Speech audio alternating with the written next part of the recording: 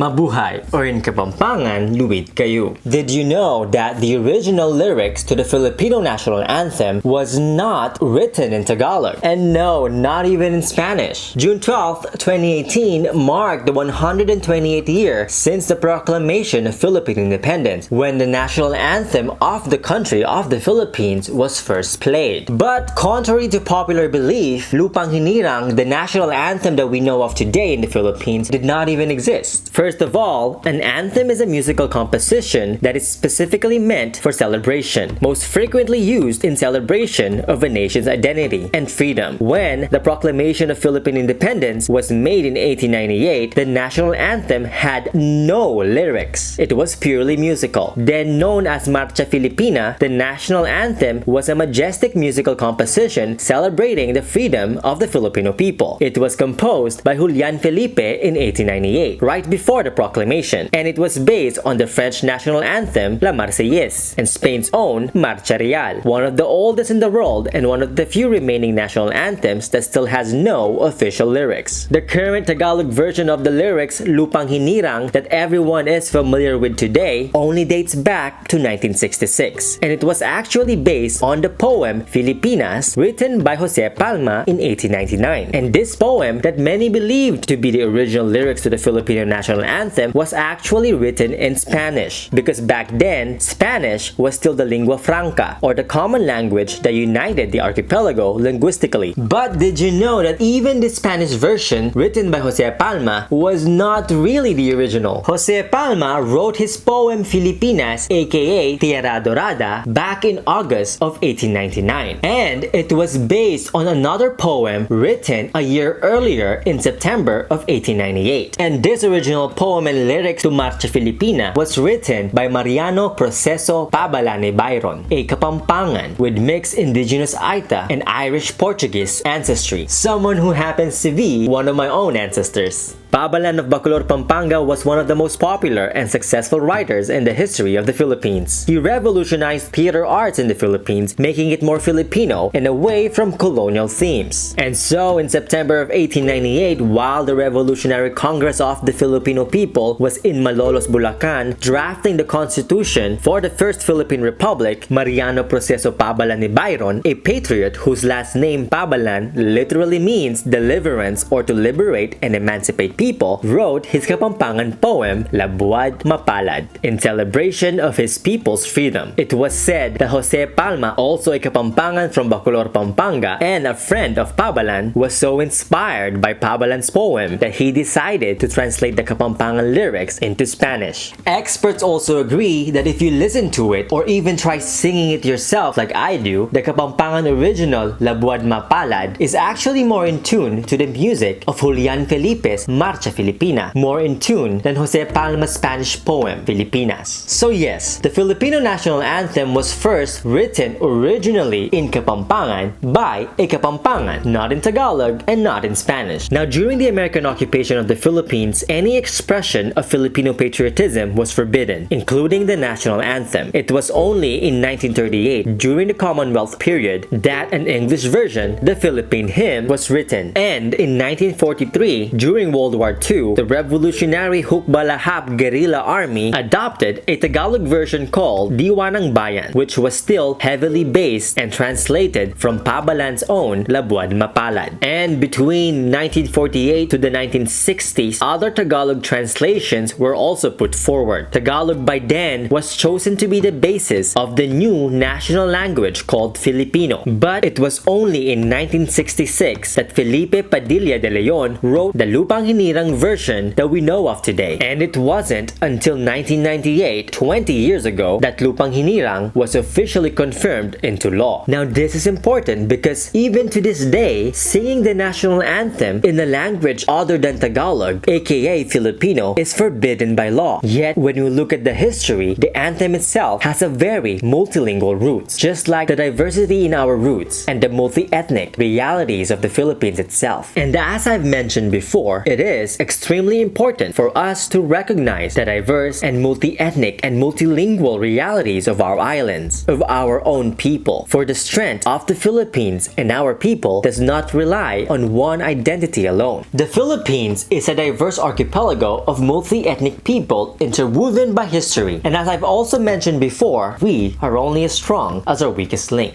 So it is very important for us Filipinos back in the motherland and in the diaspora to recognize these multi-ethnic identities and diverse colorful cultures that is at the core of our countries through beauty and strength. And that is it for me today. If you like this video and learned a thing or two, don't forget to subscribe. And if you want to help me make more videos like this, show your support and please be my patron. And one more thing before I go, check out this amazing t-shirt. Visit ugatclothing.com and support my dear friend, so get yours today. Dakalpong salamat. See you next time, or in Tagalog, kita kits, and in Kapampangan, Miki Tix.